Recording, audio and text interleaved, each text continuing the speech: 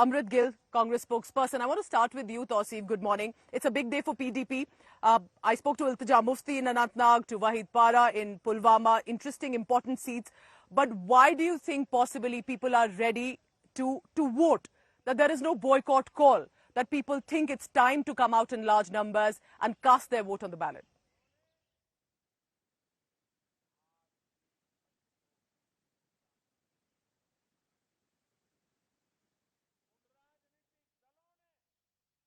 All right, I will just go across to Tausif in just a short while.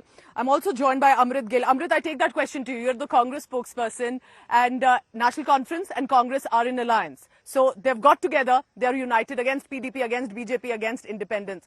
But do you think that people will want to give that chance to National Conference and Congress? And what is the reason you believe that it's time for a high turnout and not a boycott call in J&K?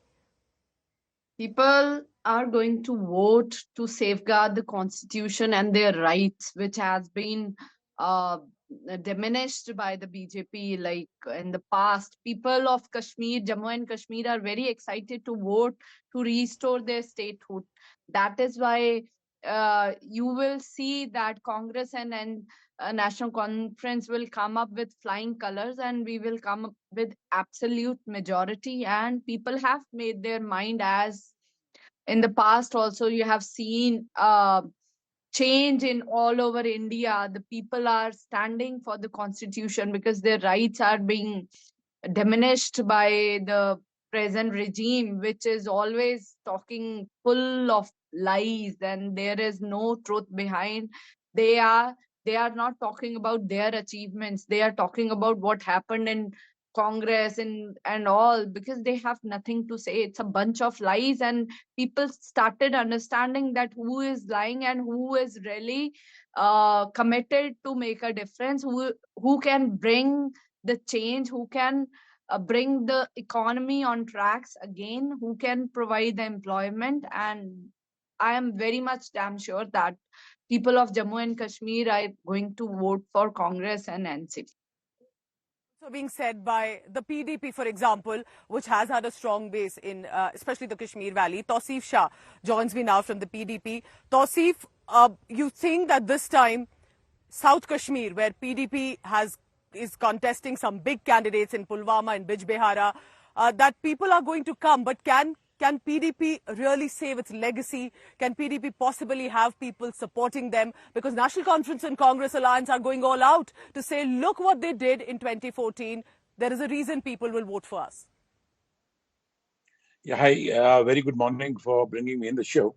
So I'd just like to tell that this is the election which is going to happen after 1 decade in I can say, it used to be the state, now it's a union territory.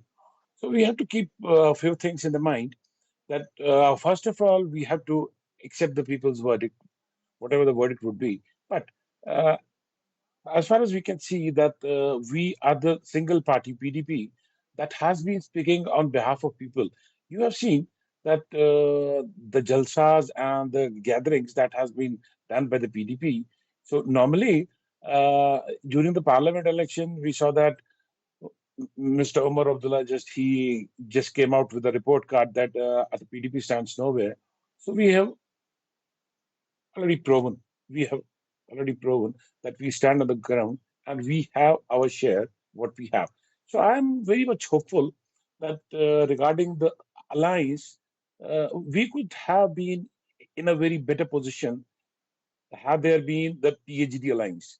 So we are very sorry to say that was broken up by National Conference people. But still, we see that we have our workers, we have our ground workers who are since at 7 a.m. Standing in queues to cast their votes.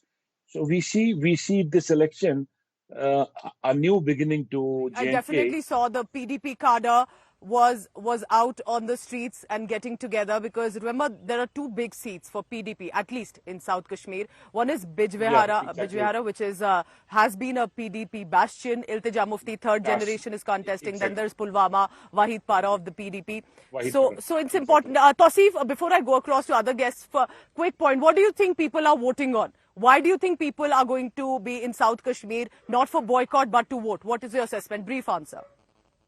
Look, we have seen since past 3 decades that boycott didn't work. Boycott didn't do anything that uh, that brought miseries.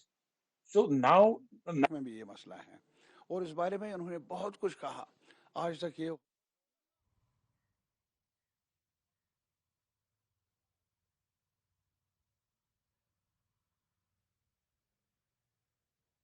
has been abrogated, All right. Article 370. There is obviously a very strong sentiment over that also.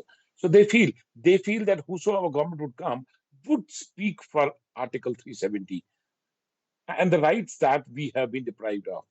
We have been stripped of, I can say, not deprived, stripped of, we can say. Kashmir, and that people will come out, and I hope they do, whoever they elect.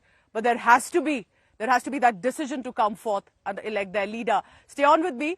Raghav, I now bring you in. Good morning. About 23 lakh electors, over 1 lakh 18 to 19 years old, first-time voters. Do you think whether it's Jammu region and Kashmir, that BJP may be saying that there is this Naya J&K, but it's not going to be very easy for the Bharatiya Janata Party as well? What do you think is the reason that it's going to be, in many ways, a historic election? People are ready to come out. They have options. But do you think BJP stands a chance? Irrespective of who wins or who loses, I think this election is very important because since the events of August 2019, the Overton window in Kashmir has shifted completely. Today, the people of Kashmir realize, and the politicians who had been misleading them thus far, from the PDP as well as the NC, they realize that there is no space for separatism or soft separatism. I think this is the biggest takeaway over the last 5 years. Before me, this gentleman talked about Article 370 and the rights of the people. The truth is that even before that empty husk of 370 was gotten rid of, out of the 97 items in the union list, 94 were such that the union government could legislate on them directly without any reference to the J&K Assembly. So this relic of separatism and pseudo-secularism has been consigned to the dustbin of history. And since it has been consigned to the dustbin of history, we are talking about a new compact between the people of India on the one hand, of the rest of the country, and the people of Jammu and Kashmir on the other. Today we are saying that the people of Jammu and Kashmir are equal citizens, but nobody will get any special rights. And secondly, we are batting for greater economic integration as well. Because when 370 was there, it was not just a provision in the constitution, it was more of a symbol. The symbol was such that it prevented the integration of Jammu and Kashmir with the rest of the country. Now that is no longer there. So irrespective of the result, first of all, democracy would have won. So that is a bit of a cliche. The second point which needs to be made is that whoever comes to power will have to adjust himself or herself to the new reality. Gone are the days when you could raise the bogey of separatism and blackmail the center into turning a blind eye to whatever your misdeeds were in Srinagar and Jammu. So that is going to change. And I think this is, as I mentioned earlier, the big S takeaway from this election. So remember, BJP is ensuring that there's going to be, their promise is statehood, development, but it's not going to be very easy as well. Because remember, in 2019 in Lok Sabha, they won 3 out of 5 seats, and this time they won 2. It also, 2 out of 5 seats, National Conference won 2, 1 went to independence. So people are thinking, they're deliberating who will for assembly work best for them. Jammu is where the BJP has been stronger compared to the Kashmir Valley, even though there have been candidates. And it was quite a sight to see a BJP cadre in Pulwama in South Kashmir. I don't think I've ever seen it ever before. And that perhaps is reflective of change. Whether or not victory will come remains to be seen. I request all our guests to please stay on with me. Amitabh, I'll come to you in just a short while because an exclusive conversation is coming to us of former Chief Minister Omar Abdullah. He's contesting from Gandarbal and Badgam. That's not today, but that's 2 seats he's contesting on. What does he have to say? Why for the NC Congress, statehood is the big promise? आपसे पिछली दफा मुलाकात हुई थी बारामूला में जब आप लोकसभा चुनाव के लिए कैंपेन कर रहे थे, वहां पे आपने कहा कि कुछ भी हो जाए मैं असेंबली का इलेक्शन नहीं लड़ूंगा। अब एक नहीं दो सीटों पे आप लड़ रहे हैं, तो इस वक्त असेंबली के इलेक्शन को लड़ने के फैसले को आप कैसे एक्सप्लेन कर रहे हैं और अब तक का इलेक्शन आपका कैसा जा रहा है? मैंने अपने तरफ से तो ये तय किया था कि मैं नहीं लड़ूंगा और आखिरी मरहले तक मैं उस फैसले पे कायम रहा। लेकिन बीच बीच में या तो मुलाकात के ज़रिए, ईमेल्स के ज़रिए, मैसेजेस के ज़रिए मुझे कई सारे लोगों ने एक सवाल पूछा। मुझे ये कहा कि जनाब आप इलेक्शन के दौरान कैंपेन करने निकलोगे, आप असेंबली के लिए वोट मांगोगे और आप उस असेंबली के लिए वोट मांगोगे जो आप अपने लिए चाहते नहीं हो, जिस असेंबली को आप खुद कबूल करने के लिए तैयार नहीं हो, तो आप किस मुंह से हमसे वोट मांगोगे? और मेरे पास इस सवाल के लिए जवाब था नहीं। अगर मैं इस असेंबली को मानने के लिए तैयार नहीं हूं तो मैं बाहर जाके किसी और से ये उम्मीद कैसे करूं कि वो इस असेंबली के लिए मेरे उम्मीदवारों को वोट दें? एक ये। दूसरा, जो मैं बार बार लोगों से कहता हूं, मैं मानता हूं ये वो असेंबली नहीं है जो हम चाहते हैं, ना ये वो असेंबली है जिस असेंबली का हमें अधिकार या हक है, लेकिन इस असेंबली के जरिए कम से कम हम उस असेंबली तक पहुंचने की उम्मीद कर सकते हैं। केंद्र सरकार ने बार बार ये आश्वासन दिया है कि इलेक्शन के बाद रियासत का दर्जा जो है जम्मू कश्मीर को वापस हासिल होगा। चलिए, अगर वो अपनी मर्जी से दे देते हैं तो अच्छी बात, नहीं तो मैं खुद उस वक्त सुप्रीम कोर्ट में मौजूद था जब गवर्नमेंट ऑफ इंडिया की तरफ से ये अश्योरेंस सुप्रीम कोर्ट को दी गई है कि इलेक्शन के बाद जम्मू कश्मीर को जो है रियासत का दर्जा वापस मिल जाएगा। अगर वो अपनी मर्जी से नहीं देते तो जो भी हुकूमत 8 अक्टूबर के बाद यहाँ बनती है, मैं तो यही उम्मीद करूंगा कि वो सुप्रीम कोर्ट के दरवाजे खटखटा के उनसे कम से कम रियासत का दर्जा जम्मू कश्मीर के लिए हासिल करें। So for the Bharatiya Janata Party, remember the focus and the charge has been against the dynasty politics, so to say, or dynastic families here in J&K politics. And one of them has been 36-year-old Iltija Mufti, third generation member of the Mufti family and also a candidate from Bij Behara, one of the crucial constituencies. It's the bastion of the PDP. And she's up against national conferences, Bashir Ahmed Veeri, who also comes from a significant national conference political family. With that, what does it look like? There's also Sophie Yusuf contesting there. But here's what Iltija Mufti said to our news director, Rahul Kanwal. Let's listen in.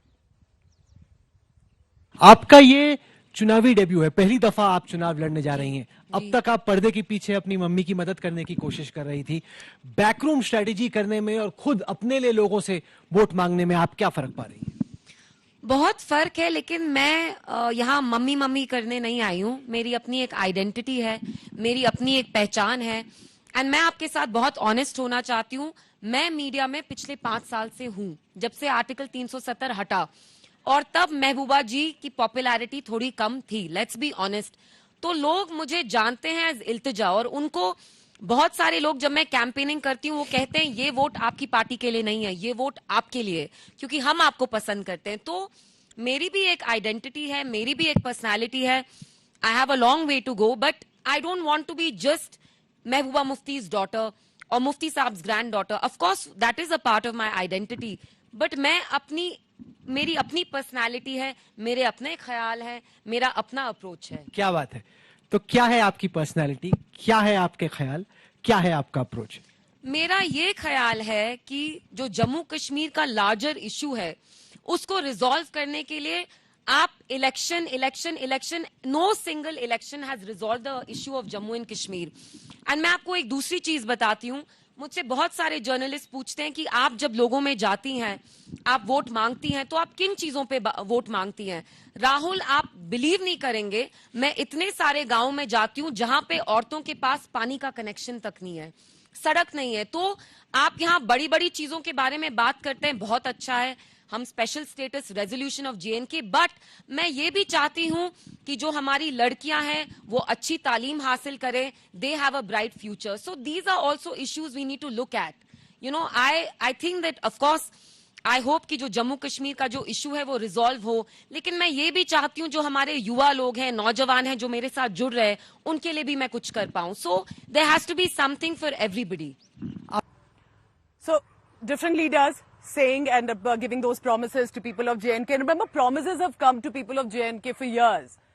Their concern is that the promises haven't been fulfilled after the elections have been won. And there's been an existing anger against all leaders, irrespective. But there's been, of course, a lot of chatter about netas, about who are these young leaders, new faces. Can they make a difference? Or will the leaders who've existed here in JNK politics will again return to government? Amrit, Gill, I want to come to you because you're in the Congress, it's the National Conference Congress Alliance, and it's going all out to say PDP will not work for you, BJP has disappointed you and taken away your rights. When NC Congress has gone on the ground this morning, what do you think is the reason in Jammu region, for example, as much not in Kashmir, where possibly BJP is stronger? Do you think that people are ready for change? Is this relevance for survival for NC Congress? Or is this a fight for relevance, or is this a fight for change, Amrit? This is a fight for the people of Jammu and Kashmir are fighting for their rights, and that is why they are standing with Congress and NC, National Conference. It's like they are voting. Their voting rights had been suspended, like they are voting after a decade, and who had taken their rights to vote and which party had created all the chaos and suffering to the people of Kashmir. People of Kashmir are very much aware. Either PDP is doing what, and I am totally surprised, the ones who have glass houses, how can they throw stones on other PDP or BJP? Their generations and generations are coming and elect, and but they are talking about the generation, the family politics of other parties, and people are understanding the lies which the BJP is giving them, and they are not ready to accept. They Politics are exists in all the standing for parties, themselves. and They are that standing for their rights, may or may and not they be a will concern surely for the vote voter on the for ground.